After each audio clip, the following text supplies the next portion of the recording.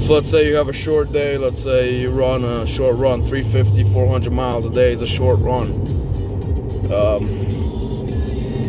So that's number 2 minus. Number three is the ELDs. They kind of ruin everything. It is the standard, but they make you work for the clock. You know, it's basically back in the day when you were writing paper, you could sleep in the middle of the day, or you know, close to noon time, you could go take a nap 2 hours. It wouldn't cut into your day. Nowadays, if you start your day, you're driving. The moment you put it on duty, your time starts. Your 14 hours, 11 of those hours are driving, 14 hours are total. So it doesn't matter if you're driving or sitting or whatever. Your time is going. If you're not driving, you are wasting time, and that means you're late for your, you're not gonna drop your load as fast. In other words, like you pick it up. Let's say you have $2,200 and the broker wants the load. You booked it Tuesday. He wants it there Thursday. It's a 1,100 mile trip. Let's say you drive. The first day you drive or 550 miles. The next day you're gonna have to drive 700 miles to make that delivery. Or in other terms, it's gonna take you close to 3 days to drop it. You know, that load, and that's why the ELD is. It's a nuisance, because in other terms, if you're on break or if you want to go take a nap, you're not feeling well, you're feeling sick or stuff like that, it doesn't matter. You have to work. So that a lot of people they complain. Personally, I got used to it, so I don't care much. But it's that standard where if you're sitting in traffic 3 hours or 4 hours by bypassing Chicago or Atlanta at traffic hour, you lose that time. It does not matter. You lost it. You cannot that means you have to make it up the next day, or the third day you have to make it up. So ELDs, that's kind of that nuisance, you know. The fourth thing I would say is in terms of business, the rates right now are probably the worst out of the last year. These past 2 years, the rates right now are the worst. Like, people are selling full loads for 80 to 90 cents a mile. I've already mentioned this, but you know,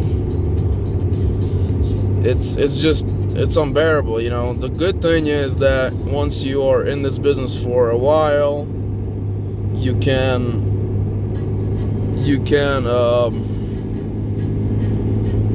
make contracts with the brokers. If they like the work that you do for them, they will keep feeding you. That's called feeding, hand feeding. You know, they won't post the load on the board. They will just give it to you straight through. You know, so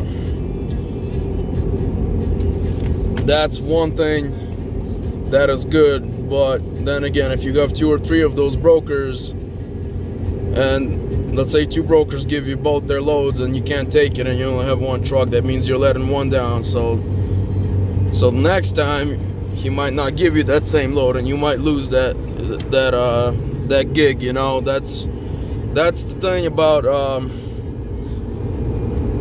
this whole hotshot business. It's very fragile, you know. And then you're back at square root 1, where you have to go jump on the board, sit there for an hour or more trying to get something good. And then when there's days like today, there was nothing, and the days like yesterday, completely empty, like nothing, like freaking low of the low, nothing, absolutely. You just sitting there like an idiot trying to work, but you can't find, and you work.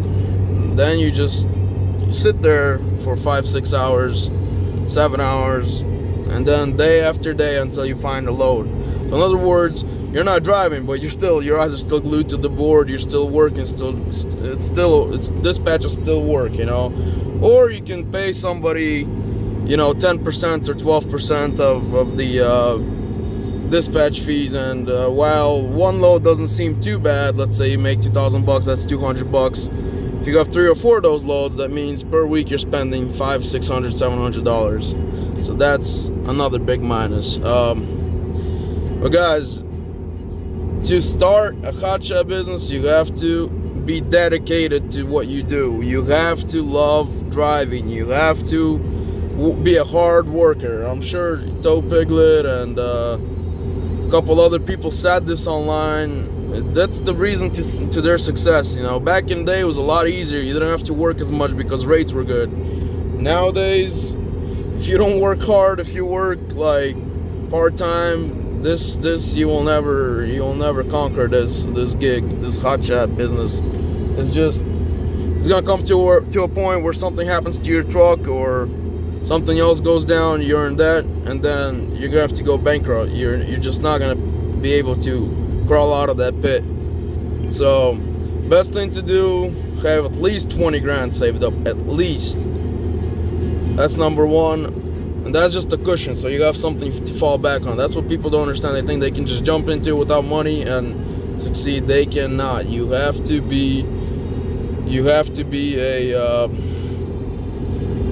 have some money laying around if something happens, if you get sick and you can't drive for a week or 2 weeks. That's the situation. But I do appreciate you guys' patience, and that's gonna be all for today. Thank you for viewing, and